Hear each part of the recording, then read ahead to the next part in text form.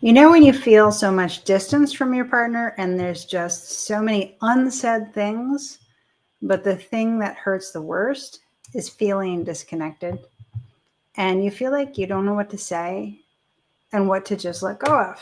You don't know what will make it better and what will make it worse. You don't want to be a doormat, and you don't want to say something that's going to trigger even more space between you and your partner. A member of my Divine Love Facebook group wrote in with a question along these lines, sharing her experience. And so I am speaking to this issue today. I'm just going to go ahead and share this in my Facebook group. One moment, please, while I get that done. And while I'm doing that, actually, I will say I am Shauna White, heartfelt intimacy coach, helping people to become connection whisperers in their relationship. So we're very close to sharing this. One moment. Ta ta ta! It's coming.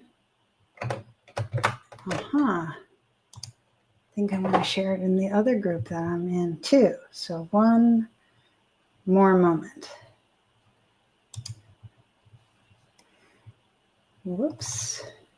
Group. Bear with me. We're almost there. Da, da, da, da, da. Okay. Great. So here we are. So if you are in a situation in your relationship where you feel like, there are a lot of unspoken things in your relationship still, in other words, issues that haven't really been resolved. You've tried to talk about them with your partner and it hasn't gone well. And now there's even more space. Maybe he's sleeping in the loft and you want to repair the situation. What do you do? What do you not do? And I'm going to borrow details from the situation that was shared with me by my Facebook group member who asked for some input. So they were having a moment of space where he just wasn't even talking and he was sleeping in a different room. And she made the decision with some support in my Facebook group. That's my perception. I think she has that perception too. To take it really easy and not apply any pressure about it. So that's what she did. She played it really cool and she waited him out. And he, after a couple of weeks, he did take her invitation. She made an invitation to connect. And he accepted her invitation to connect. And this was like wordless connection. However, there's one thing that she did do. She did send a text in sometime in the middle of all that space where she just said, without much charge to it for her, that she really wanted to have comfortable conversation on a daily basis, relaxed conversation on a daily basis, so that they can work out how they're going to flow together and so that they can blossom together. So, and he agreed that he wanted to have more connection, that he wanted to have more talks. So I want to talk to a couple of things that she did really well here. One is, and let me tell you a little bit about where I'm coming from, okay? I have studied applied spiritual psychology for many years, and so that's helped me really understand how we function when we're connected with the energy of divine love inside us, and how we function psychologically when we're not connected to that. But before I studied all of that, I worked with horses. And I mean, I actually went to school for that. So I lived and breathed horses from dawn till after dusk for 2 years for a year and 9 months, which was longer than the full program. I was a full-time student in that school. And horses taught me a lot. I continue to be amazed at how much they taught me about relationship dynamics. And why is that so powerful? I mean, horses don't speak English. So they come to understand some English words, but they don't speak English. So what you're dealing with when you're working with horses is you're dealing with nonverbal communication and pressure and energy flows in communication. That's like, you're swimming in how you feel and how you make the horse feel, and how that interaction creates reactions or responses. Does it create responses or does it create reactions? So this, as it turns out, is huge in human relationships, and particularly in human intimate partnership type relationships. So that's where I'm coming from, and that's where I'm speaking from. So what she did well and got good results from it, this is what I'm seeing, is that she backed off. I mean, when he stopped talking and he slept in the other room, he's saying, I need space.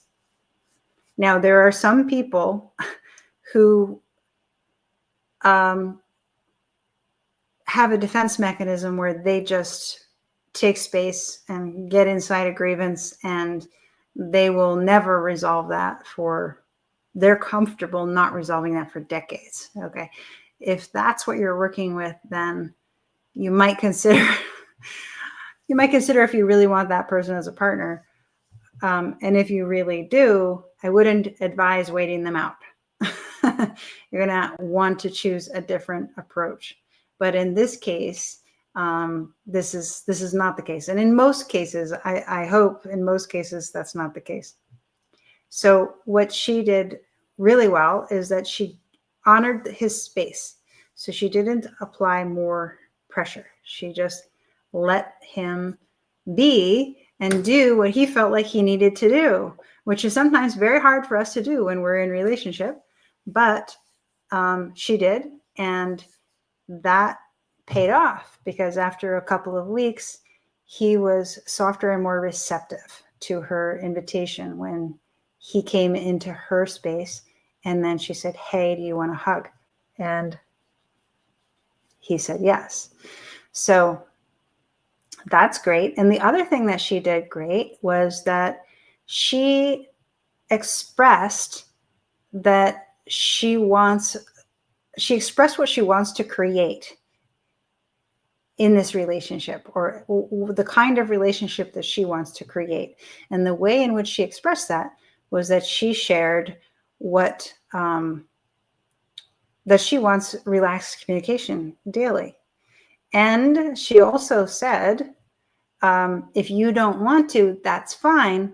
But then what happens is I shut down. So now she's not even saying, look, I want this and you better do it, buddy. She's saying, this is what I want.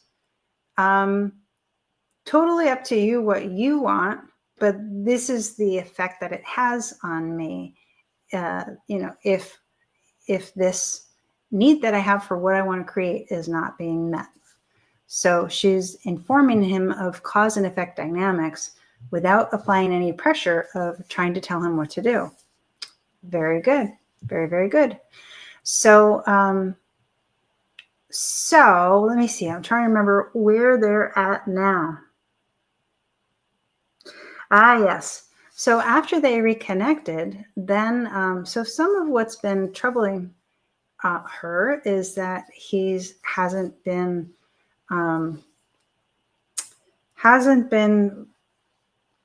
making intentional space for romantic connection in a way that she can recognize.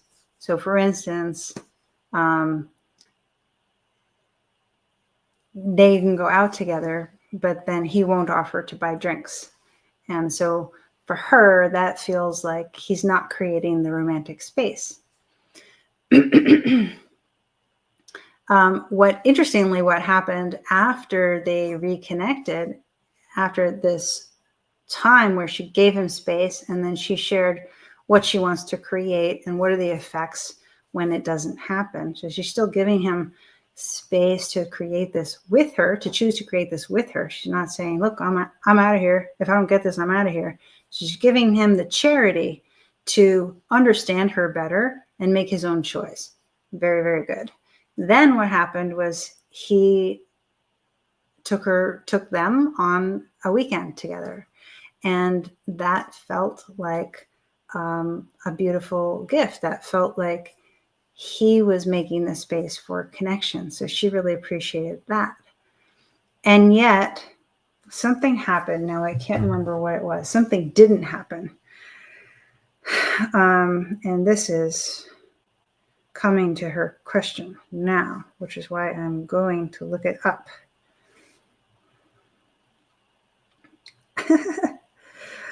Bear with me. Sorry. Let me see.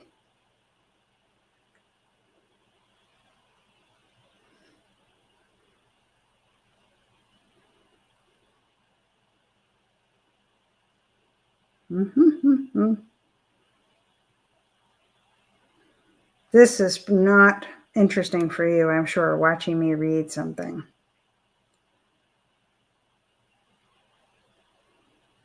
I think it's along the lines of that he planned the weekend, but she started to feel like he was giving her a vibe for around paying for everything.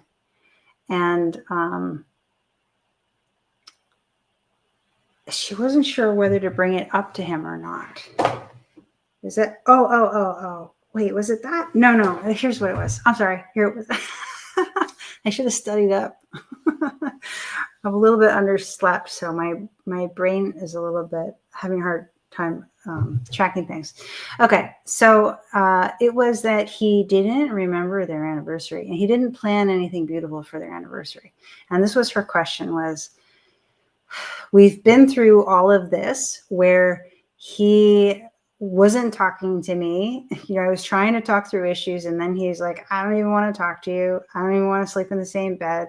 And then, hello, good to see you. And then she gave him space. She let him know, look, the relationship that I want to create looks like this. I want relaxed communication every day, right? And but you don't have to do it. But oh, wonderful, watching me from India. Thank you. Great to see you here. But you don't have to have relaxed communication with me every day. But what happens when we don't do that is that I shut down. So she's let him know all that. And then they reconnected. And I will answer your question at the end. And then that we reconnected, and they reconnected. And then then they started to have actually connection activities. And then he didn't plan anything for their anniversary. He remembered it at the last moment. And then not only did he remember at the last moment, when he did remember it, he still continued to do the things that he had on his mind for that day and didn't make a special time specifically for the anniversary. Now, they had gone on a nice romantic weekend. However, that was not an anniversary celebration. So her question was, do I bring this up or do I let it go? Because she was feeling a little bit like, oh, I feel like, does our love really matter if our anniversary is not marked in a beautiful, intentional way? Okay, so first I want to say there's no right answer. I couldn't write in a book and say, yes, your anniversary matters. Yes, you should always, you should tell him that it matters and that you should do something about it, right? And I wouldn't ever write in the book, no matter what, no, don't make an issue out of it. Don't mark it on the chalkboard. Don't try to keep score with that. I wouldn't ever put either of those answers in a book because neither of those answers is always right. When you are dealing with a situation where you have blocks to connection that haven't been resolved yet, but you're actually having positive movement, starting to connect again, and also starting to talk about things. What I would highly, highly recommend is when something like that comes up, a road bump, where you feel like you wish it had gone a different way, I suggest journaling about it, journaling out your own feelings and processing them to find out what's your definition of love, because our definition of love and the actual expression of love are not necessarily the same thing. And it's not fair actually to hold our partner accountable to express love the way that matches our definition of love. When we do that, we do it because we want to feel connection, but it's actually controlling. And that can squash somebody else's desire to express love the way it's occurring to them, because they feel like they need to fit into the performance. They're being told what to do. They need to fit into what you want. They need to buy the drinks. They need to offer to buy drinks. They need to, whatever your definition of love looks like, it's very different actually than what creates a flow of heartfelt intimacy energetically between you and your partner. When we get what we want, we get an emotional high, and that feels good. But that's not necessarily love at the depth of how I have come to know it, and love at the depth that actually creates heartfelt intimacy that flows naturally in your relationship. What really creates that flow is when you listen deep inside yourself and you honor what feels right without pushing and without holding back. So that applies to what you do. It also applies to what you don't do, and it applies to what you say, and it applies to what you don't say. So the real answer about whether you bring anything up about the uncelebrated, the not intentionally celebrated anniversary is get through your emotions about it. That's what the journaling is for. And on the other side of the emotions, when you feel like you understand yourself in a place where you feel peaceful, then in that neutral place, you can feel inside the core of your being whether you still feel like saying anything about the anniversary or not.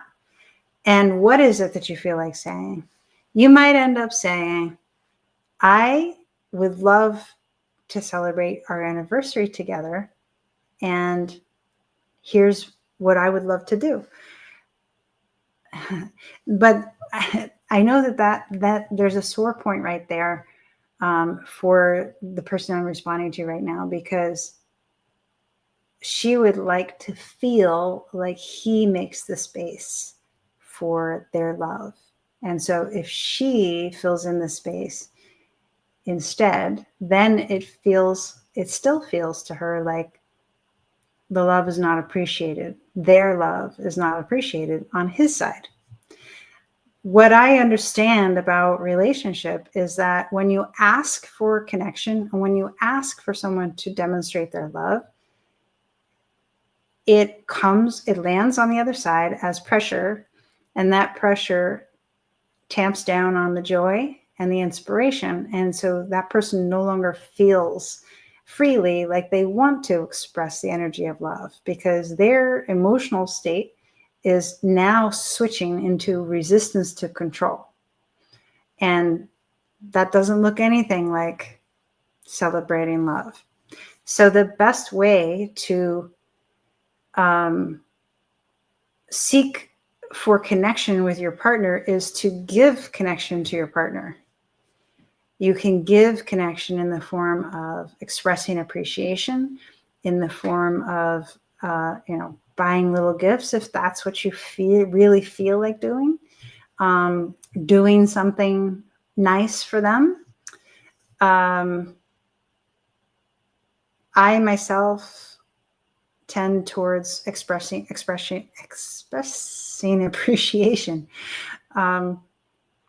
Anything that you can do to give love into the relationship starts to warm up the energy, as long as it's sincere. You're not doing it to get, you're actually connecting with what you love about this person, and you are giving from the honesty of your heart. Them feeling you giving appreciation and love towards them tends to warm up the connection, unless there's a grievance in the way, in which case that has to be addressed.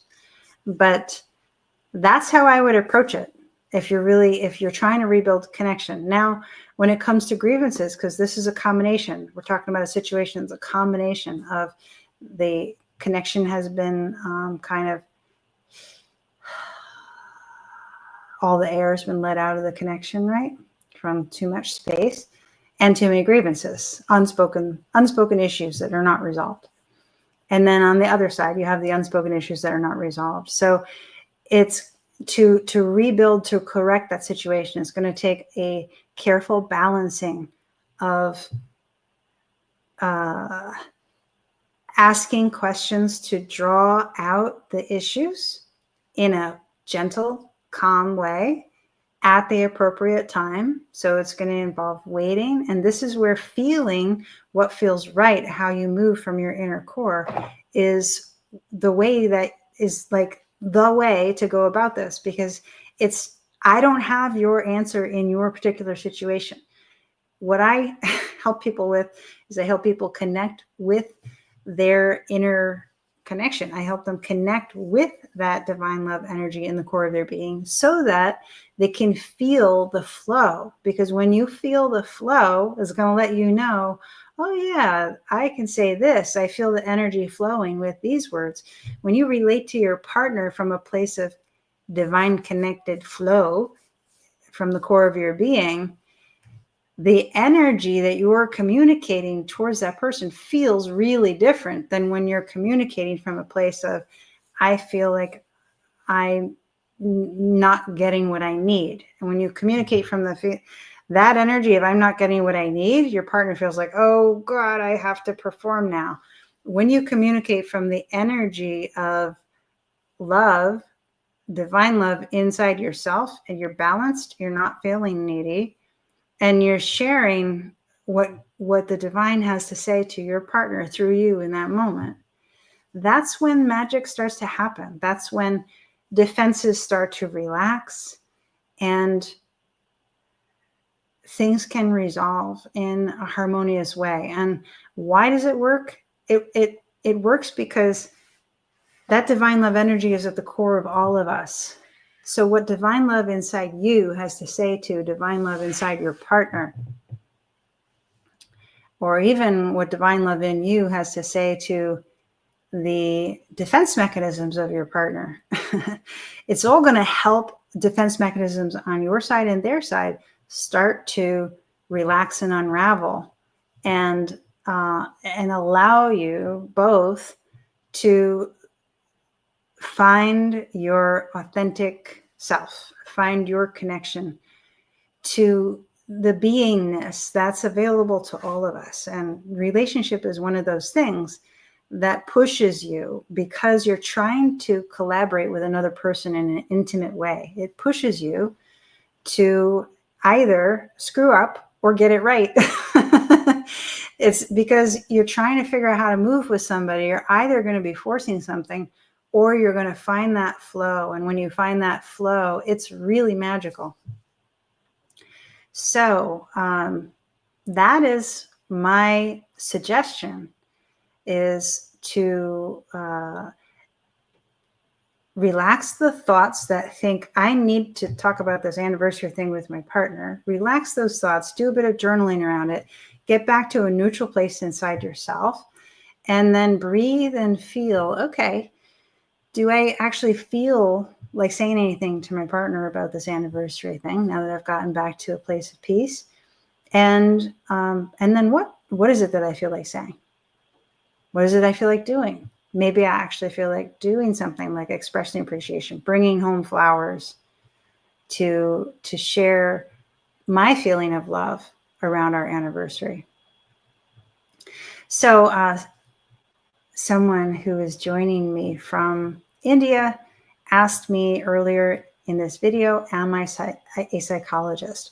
So I have 30 years of study and applied practice in spiritual psychology, which is different than conventional psychology. I am a minister of the Church of Sacred Reality. And what that is all about actually is understanding the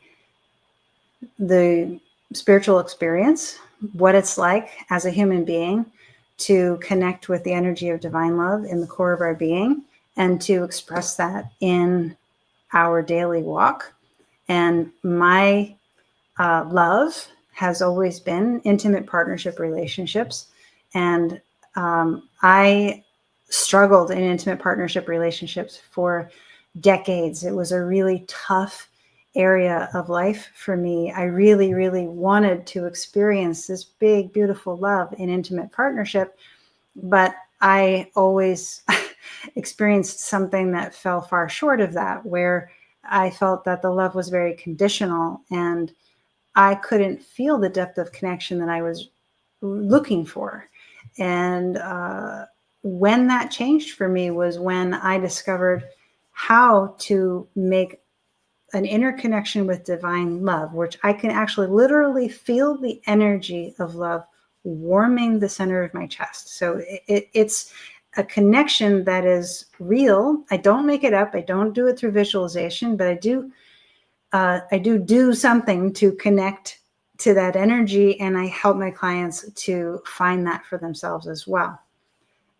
When I connect with divine love energy as how I connect in relationship, I am not feeling needy. I'm feeling at peace inside myself.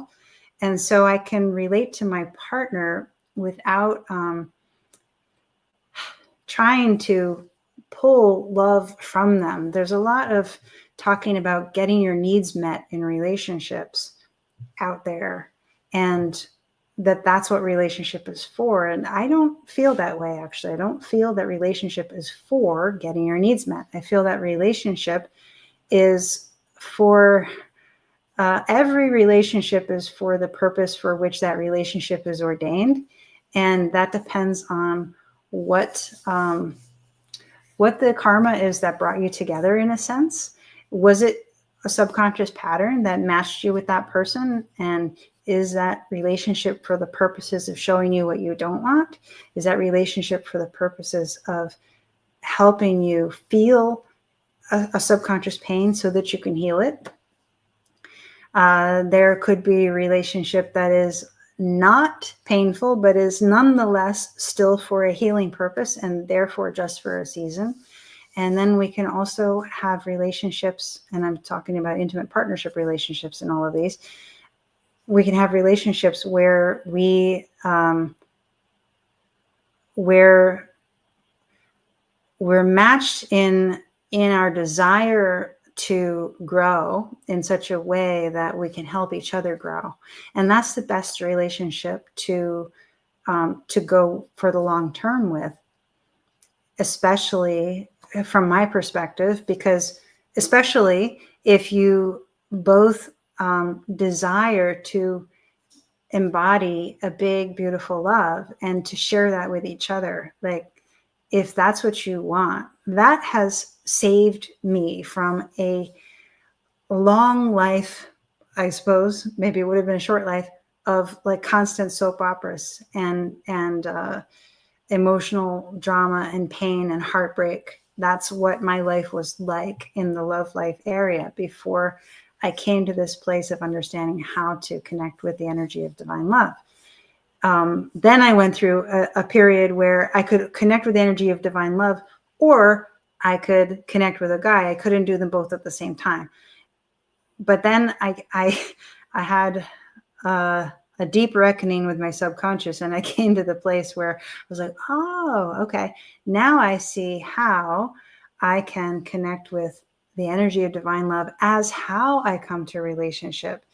And I started to build a whole new skill set for relationship. I had to throw out everything that I had learned from high school all the way up through the age of 40, my survival skills of how to try to feel emotionally loved in relationship from a place of disconnection inside myself. I had to throw out all of those skills and start over and be like, oh, how does this work if I listen to my heart first as how I actually relate? And I want to clarify something. A lot of times people think listening to your heart means listening to your emotions. And I'm not talking about that. I'm talking about listening to your inner connection with divine love. So this is how I help people in the domain of relationships so that they can experience heartfelt intimacy that flows naturally in a relationship where they feel like they can be their authentic self with their partner. Both partners feel like they can be completely authentic, which is the most beautiful thing. You can just be yourself. You don't have to perform. And there's, ideally the target, what people grow towards is that there's no pressure in your communication.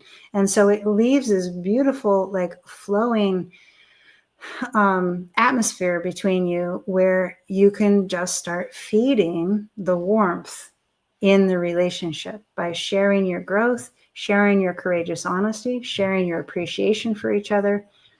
And it just becomes more and more beautiful. So this is what I help people do.